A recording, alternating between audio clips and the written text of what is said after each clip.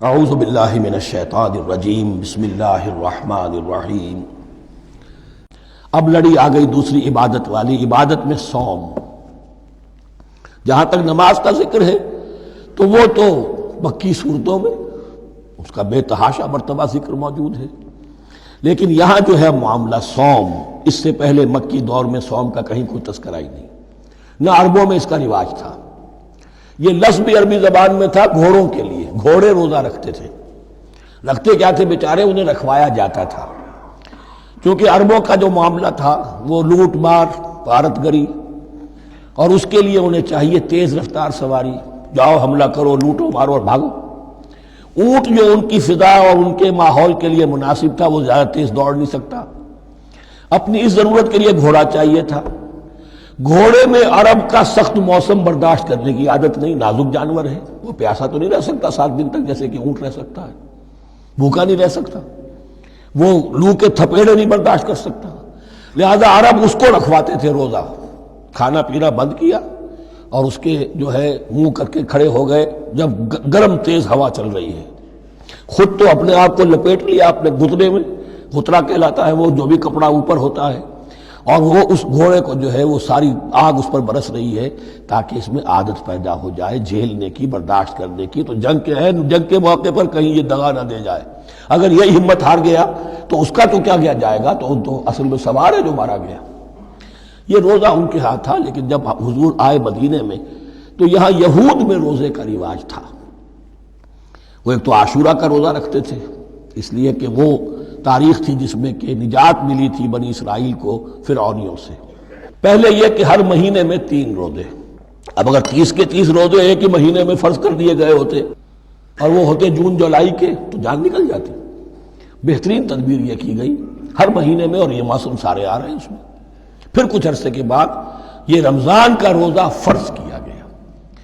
پہلا جو روزہ تھا 3 دن کا، اس میں یہ بھی تھی اجازت کہ جو اگر مسافر نہیں ہے، بیمار بھی نہیں ہے، طاقت رکھتا ہے روزہ رکھنے کی، پھر بھی روزہ نہ رکھے تو اس کا فدیہ یہ ہے کہ 1 مسکین کو کھانا کھلائے۔ علی الاطلاق تھا یہ۔ جب رمضان کے روزے کی فرضیت ہو گئی تو اب یہ فدیہ نہیں ہے، البتہ حضور نے اس کو باقی رکھا ایسے شخص کے لیے جو بہت بوڑھا ہے، یا کوئی خاتون بہت بوڑھی ہے برداشت نہیں کر سکتی، یا کوئی بیمار ہے، کسی سخت ایسی بیماری میں ہے کہ روزہ اس کے لیے جان کے لیے ہلاکت کا اندیشہ ہو سکتا ہے، اس کے لیے فدیہ برقرار رکھا۔ عام طور پر صحت مند شخص جو مسافر بھی نہ ہو اس کے لیے یہ رعایت ختم ہو گئی۔ یہ ہے ان آیات کی تعبیر جس پر میں پہنچا ہوں، اور بہت پہلے پہنچ گیا تھا، لیکن چونکہ اکثر مفسرین نے یہ بات نہیں لکھی ہے تو میں جھجکتا رہا، لیکن بعد میں مجھے معلوم ہوا کہ مولانا انور شاہ کاشمیری رحمۃ اللہ علیہ کی رائے یہی ہے، تو مجھے اعتماد ہو گیا۔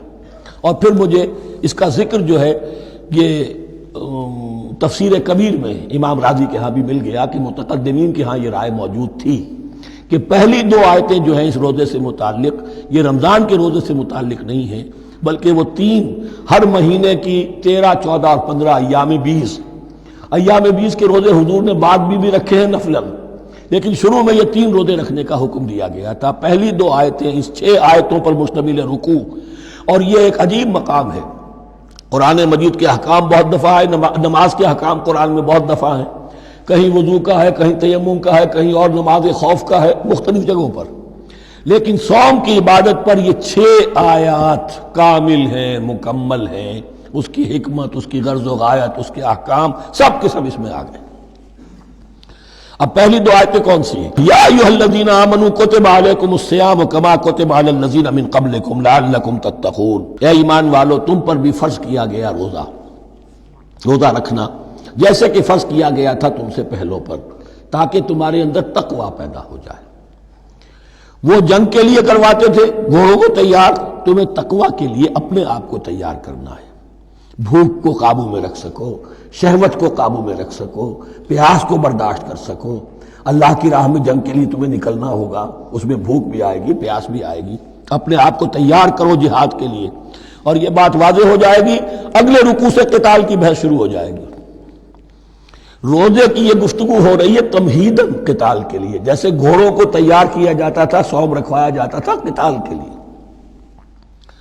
ایام معدودات، گنتی کے چند دن ہیں، یہ گویا کہ ثبوت ہے اس کا کہ یہ 2-3 دن سے زیادہ، معدود جو ہے وہ عربی زبان میں 9 سے زیادہ نہیں ہو سکتا. معدودہ جب آئے گا، ایام معدودات، یہ جمع جو ہے جمع قلت کہلاتی ہے. معدودات، معدودہ بڑی سے بڑی رقم ہو سکتی ہے، لیکن معدودات جمع قلت ہے.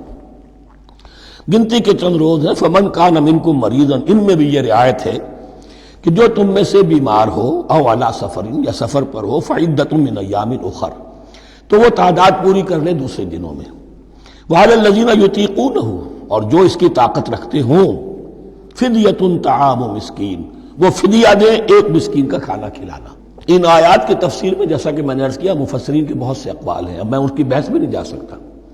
جو میں نے اپنے مطالعے کے بعد رائے قائم کی ہے میں صرف وہی بیان کر رہا ہوں کہ اس وقت، اور یہ امام راضی کے الفاظ ہیں، کہ یہ فرضیت علی التعیین نہیں تھی بلکہ علی التخییر تھی. فرض تو ہے روزہ، لیکن اس کا بدل بھی دیا جا رہا ہے. اگر تم نہیں رکھنا چاہتے تو تم ایک مسکین کو کھانا کھلا دو. تو گویا کہ تدریجاً انہیں لانا تھا، چونکہ اس بات کے وہ پہلے سے عادی نہیں تھے. فمن تطوع خیرا فهو خیر اللہ، اور جو اپنی جی سے، اپنی مرضی سے خیر کرنا چاہے تو اس کے لیے خیر ہے. روزہ بھی رکھے اور مسکین کو کھانا بھی کھلائے، دونوں کام کرے، تو اس میں کوئی رکاوٹ تو نہیں، اس کے لیے بہتر ہوگا.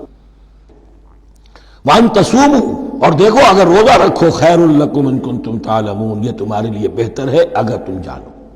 اب یہاں بھی ایک طرح کی رعایت کا انداز ہے. صدق اللہ العظیم.